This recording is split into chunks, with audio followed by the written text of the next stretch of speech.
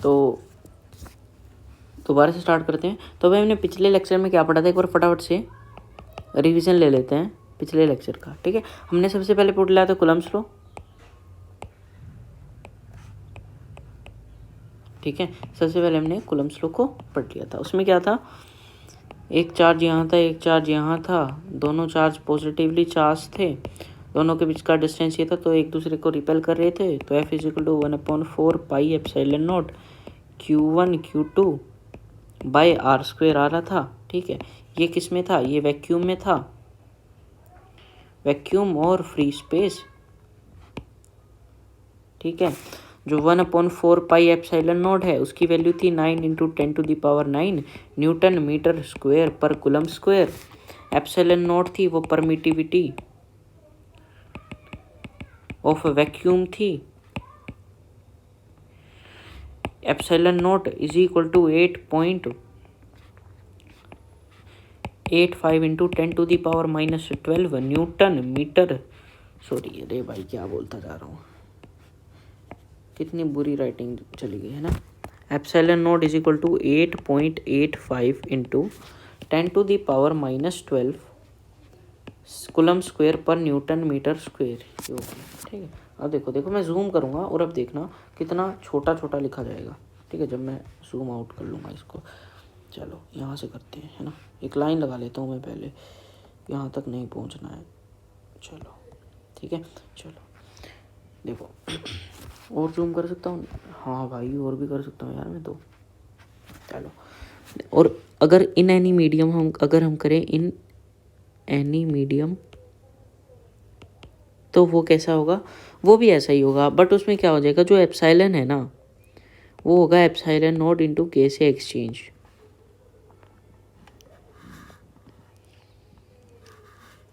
ठीक है, जो के ऑफ वाटर है वो पता है सभी को 81 होता है, के ऑफ वैक्यूम वो 1 होता है, और के ऑफ एयर भी नियरली आपका 1 ही होता है, नियरली 1 ही होता है। ठीक है, ये चीज़ें हो गई आप सभी लोगों की। और क्या बचा अभी, के का सभी को पता है डाइलेक्ट्रिक कांस्टेंट या फिर रिलेटिव परमिटिविटी। ये क्या है, डाइलेक्ट्रिक कांस्टेंट और रिलेटिव परमिटिविटी। ठीक है, डाइलेक्ट्रिक कांस्टेंट या फिर रिलेटिव परमिटिविटी। चलो इतना हो गया, ये सब कुछ हो गया था। और हमने चार्जिंग के मेथड पढ़े थे, क्या क्या था, चार्जिंग बाय रबिंग नहीं, टचिंग को क्या भी बोलते हैं, कंडक्शन, रबिंग क्या बोलते हैं, फ्रिक्शन, फिर इंडक्शन। इसमें टच कराते हैं, इसमें टच बिल्कुल भी नहीं होता है, इसमें दोनों हो सकते हैं, नॉन कंडक्टर या फिर कंडक्टर भी हो सकते हैं, नॉन कंडक्टर भी हो सकते हैं, नॉन कंडक्टिंग, बस इसमें पार्टिकल नहीं होते। जो रबिंग होती है, रबिंग में कंडक्टर होते हैं, सॉरी टचिंग में एक मेटलिक स्फीयर अनचार्ज चाहिएगा, एक इसमें जो है ये जो अंदर होता है जो मेटलिक स्फीयर है वो ओवरऑल न्यूट्रल ही रहता है, बस उस पर चार्ज क्या हो जाता है, इंड्यूस्ड हो जाता है, पॉजिटिव नेगेटिव। बस ये चीज़ें हमने पढ़ी हैं अभी तक। ठीक है, और लग गया सारा, इतना पढ़ लिया, कुछ नहीं पढ़ा हमने, खत्म भाई, टाटा। ठीक है,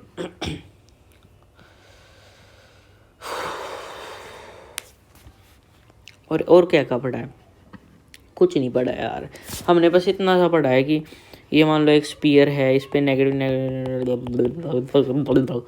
क्या ही बोलूँ यार, मन अब पता नहीं अजीब सा हो गया है, इतनी देर हो चुकी है, थोड़ा सा ही हुआ है, इतना सारा है बचा, क्या कर सकते हैं यार, करना पड़ेगा यार, शिट भाई। देखो इंडक्शन में याद रखना भाई, अंदर जो क्यू नेट होता है ना वो 0 होता है। अब मैं क्या लिखूँ बार बार। ठीक है, अगर देखो, अगर ये पॉजिटिव है आपके पास, इधर ये आपके पास इधर नेगेटिव आ गया, इधर पॉजिटिव आ गया, अगर क्या कर दें हम इसको अर्थ कर दें तो क्या होगा, इलेक्ट्रॉन्स चढ़ेगा। अर्थ क्या है, ओशियन ऑफ चार्ज है, ठीक है। तो इसमें क्या हो जाएगा, जितना पॉजिटिव है वो भी भाग जाएगा, अर्थ हो जाएगा ना सारा का सारा, सारा का सारा, सारा का सारा, ठीक है। नेगेटिव चार्ज से भर जाएगा पूरा, और इसको क्या कर देगा, स्टेबल। तो क्या हो जाएगी ये पूरी बॉडी नेगेटिव नेगेटिव हो जाएगी। सीधी बात, में फालतू बकवास। आगे चलो आगे चलो आगे चलो, कुछ भी नहीं है कुछ भी नहीं है कुछ नहीं है, आगे चलो, ठीक है। एक क्वेश्चन आया, on rubbing when one body gets positive charge and other negatively charge the electron transferred from positive charge negative charge are. भाई देखो, जो भी इलेक्ट्रॉन ट्रांसफ़र होंगे पॉजिटिव से नेगेटिव बॉडी में, ठीक है, वो हमेशा क्या होते हैं, आवारा होते हैं। तो आवारा कौन होते हैं हमेशा, वैलेंस इलेक्ट्रॉन्स ओनली। तो यही ट्रांसफ़र होंगे। चलो बात खत्म, आगे चलते हैं भाई, फटाफट करना पड़ेगा। When a body is charged by induction then the body, जब बॉडी को हम इंडक्शन से चार्ज करते तो बॉडी के साथ क्या होता है, क्या हो जाता है, इंडक्शन। भाई इंडक्शन है, सबसे पहले बताया था भाई, इंडक्शन में बॉडी कोई भी चार्ज लूज नहीं करती है, ठीक है ठीक है ठीक है ठीक है ठीक है ठीक है। जो बॉडी है उसमें कोई भी चार्ज लूज नहीं होगा मेरे भाई, चार्ज खाली रीडिस्ट्रीब्यूट होता है बॉडी में, जो किस में होता है, इंडक्शन। क्या होगा, no charge lose, only redistribute.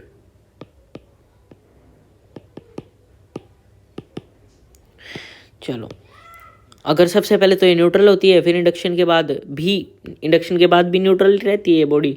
जो एफ नेट होगा वो ज़ीरो, अरे क्यू नेट जो होगा वो ज़ीरो होगा, ठीक है। But if not neutral before then after also not neutral. अगर कोई भी बॉडी न्यूट्रल नहीं है पहले से इंडक्शन के दौरान, फिर वो बाद में भी न्यूट्रल नहीं होती, बट जो चार्ज होता है वो रीडिस्ट्रीब्यूट हो जाता है।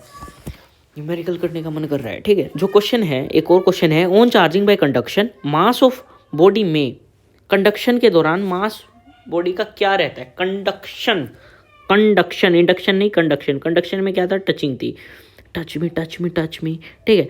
कंडक्शन में टचिंग हुई थी, ठीक है। तो उसमें क्या होता है, इलेक्ट्रॉन ट्रांसफ़र होगा इधर से उधर, तो क्या होगा, मास इंक्रीज भी हो सकता है और डिक्रीज भी हो सकता है, ठीक है। आगे चलते हैं, एक क्वेश्चन आ गया, चलो देखो कितने बुरे नोट्स बने, चलो कोई नहीं, समझ में आना चाहिए यार। चलो अब यहाँ पर क्या है, क्या पूछा गया है, चलो एक पेज और ले लेते हैं। चलो आपसे पूछा गया है, क्वेश्चन है, calculate the coulomb force between two alpha particle is separated by distance of 3.2, ठीक है। आर दे दिया कितना, आर दे दिया हमारा, चलो आर दे दिया हमें, चलो इसको अच्छे से तमीज़ से सोल्व करेंगे। आर दे दिया 3.2 इंटू 10⁻⁻15 मीटर। अल्फा पार्टिकल के बीच का निकालना है, शायद पता होगा, नहीं पता होगा देख लो। अल्फा पार्टिकल होता है डबली चार्ज्ड हीलियम आयन होता है। क्या डबली चार्ज हीलियम, मतलब He2 4++, मतलब दो डबली चार्ज्ड है, बात खत्म यार। लाइक जो अल्फा पार्टिकल ये होता है +2 प्रोटॉन के इक्वल, और जो मास ऑफ अल्फा पार्टिकल होता है वो 4 टाइम्स मास ऑफ प्रोटॉन होता है। बस ये बात याद रखना। कैसे होता है, ऐसे ही होता है अल्फा पार्टिकल, इसी को बोलते हैं डबली चार्ज हीलियम आयन को। देखो नॉर्मली हीलियम पे क्या चार्ज रहेगा, खुद सोचो, हाइड्रोजन हीलियम 2 है ना, तो 2 है। अब डबली चार्ज है तो है, बात खत्म। डबली चार्ज मतलब 2+ है भाई, डबली चार्ज का मतलब देखो, ये तो है इसका क्या बोलते हैं, एटॉमिक नंबर, ये है इसका मास नंबर, समझे, और ये इसका चार्ज है 2+, ठीक है। ज़्यादा कुछ नहीं, आराम से करो। एफ क्या होगा, 1/4 πε0 Q1 Q2/r², ठीक है। इसको सॉर्ट आउट करो तो 9 × 10⁹, 2 times proton into 2 times charge of proton, ये क्या लिख रहा हूँ, अपॉन 3.2 इंटू 10⁻⁻15 का होल स्क्वायर, ठीक है। तो ये क्या आ जाएगा, is equals to 9 into 10 to the power 9, 4 into 1.6 into 10 to the power minus 19 whole square upon 3.2 into 10 to the power minus 15 का होल स्क्वायर। इसको सॉर्ट आउट करोगे तो क्या आ रहा है, 9 into 10 to the power 9 into 4 into 1.6 into 1.6 into 10 to the power minus 38 upon 3.2 into 3.2 into 10 to the power minus 30। ठीक है, तो जब आप इसको सोल्व करो तो 10 इंटू 10 की 9 इंटू 10 की पावर 9 इंटू 10 की पावर माइनस 8 आ रहा है, क्योंकि ये 2 जा पे कटेगा और ये भी 2 जा पे कट जाएगा, 2 से 2 मर जाएगा। ठीक है, और इधर 9 और 10 एक काटेगा और एक बचेगा। ठीक है, तो 9 इंटू 10 टू दी पावर 1 बच गया इज इक्वल टू 90 न्यूटन। ये आपका आंसर आ चुका है। फटाफट से आपने आंसर निकाल लिया है। और भाई हम एक और चीज़ भी कर सकते हैं, अगर आपको चार्ज क्यू निकालना है HE+2 का, तो आप कैसे निकाल सकते हो, वो निकाल सकते हो Q is equals to NE, Q is equals to newton. ये कितने हैं, 2 हैं number factor 10 to power minus 19, 3.2 into 10 to the power minus 19। ये क्या गया, चार्ज आ गया, किस पे है, 1 अल्फा पार्टिकल। यहाँ से भी निकाल सकते हो, सीधी बात है, आपकी मर्जी है, कहीं से भी करो, आंसर तो आंसर है, वो तो आके ही रहेगा। चाहे घूम के करो, चाहे कुछ भी करके करो, आंसर तो लेके ही आना है। ठीक है, चलो आगे चलते हैं। एक और क्वेश्चन है, ये भी NCERT का इम्पोर्टेंट क्वेश्चन है भाई। फुल में रिवीजन करने में तो भाई फटेगी, अच्छे से फटेगी। ठीक है, पर करनी तो है ही यार।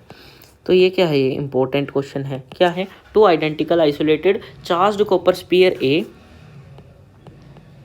और B have their center separated by a distance of 50 centimeter। ठीक है, what is the mutual force of electrostatic repulsion if the charge on each is इतना, तो Q इस पे कितना है, 6.5 into 10 to the power minus 7 coulomb. इस पे भी Q is equals to 6.25 into 10 to the power minus 7 coulomb. ठीक है, a third sphere of same sized but uncharged is brought in the contact of the first, then brought in the contact of a second and finally removed by the new force of repulsion between A and B। देखो, जैसे अभी आपको बताया, देखो जैसे C लेके आ गए, सबसे पहले इन दोनों के बीच में पहले वाला निकाल लेते हैं, तो वो क्या हो गया, F is equals to K Q1 Q2 by R square. ठीक है, वो कितना हो जाएगा, F is equals to K Q square. देखो चार्ज सेम है, मैं भाई ज़्यादा कैलकुलेशन में नहीं फंसना, अभी थोड़ा कम फंसो। ठीक है, Q square upon R square, इतना था F। ठीक है, अभी इतना ही कर रहा हूँ मैं, बाद में लिख सकते हैं हम सारी चीज़ें, बट अभी कैलकुलेशन से थोड़ा बच के रहो। Q और इसकी टर्म में लिख लो, क्योंकि Q सेम है। ठीक है, जब C लेके आए, पहले तो उसको A पे लगाया है ना, तो first with the first and then second. ठीक है, देखो जैसे ही फर्स्ट पे लेके आए, इसका चार्ज कितना था, Q था। देखो जैसे ही C को मैंने A से टच कराया है, A पे चार्ज Q था, तो दोनों में चार्ज कितना हो गया होगा, जुड़ने से आधा। ठीक है, तो इस पे भी Q/2 आ गया, इस पे भी कितना आ गया, Q/2 आ गया। ठीक है, अब उसके बाद जो C है उसको टच करा B से, अब इस पे चार्ज कितना था, Q/2, और इस पे चार्ज कितना है, Q।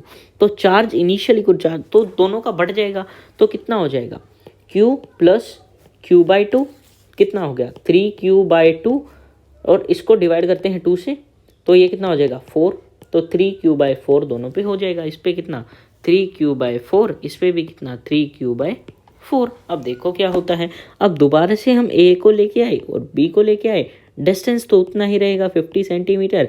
A पे चार्ज Q/2, B पे चार्ज 3Q/4।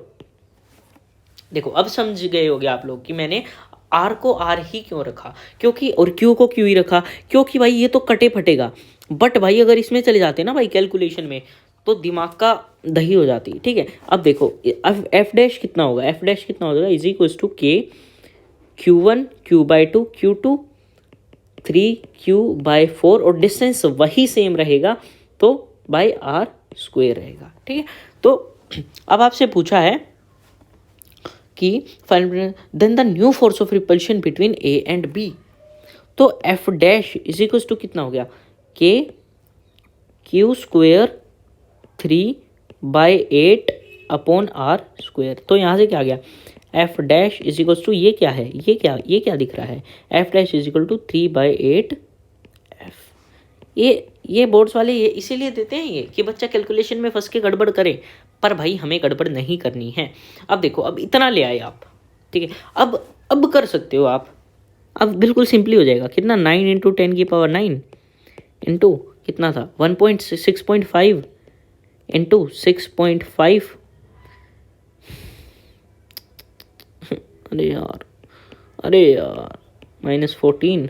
कैलकुलेशन तो करनी पड़ेगी भाई, कुछ भी हो, थोड़ा बच गया तो क्या होगा, 50/100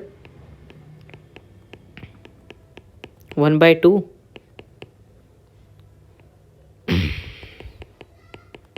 ठीक है, 1/2 का होल स्क्वायर 4 ऊपर चढ़ जाएगा चलो तो कितना आ जाएगा, 9 into 10⁻9 into 6.5 into 6.5 into 10⁻−14 into 4।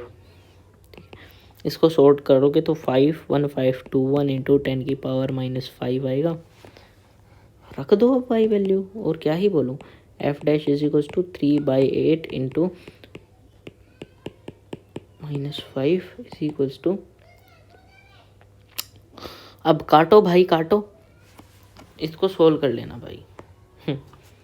अब मैं करूँगा 8 × 8 72 कट रहा है,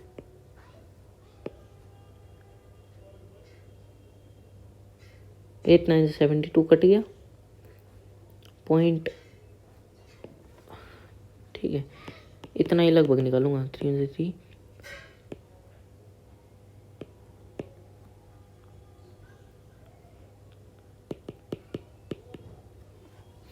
लगभग निकाल दिया भाई, ठीक है।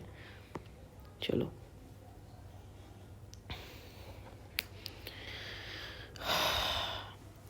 अब देखो,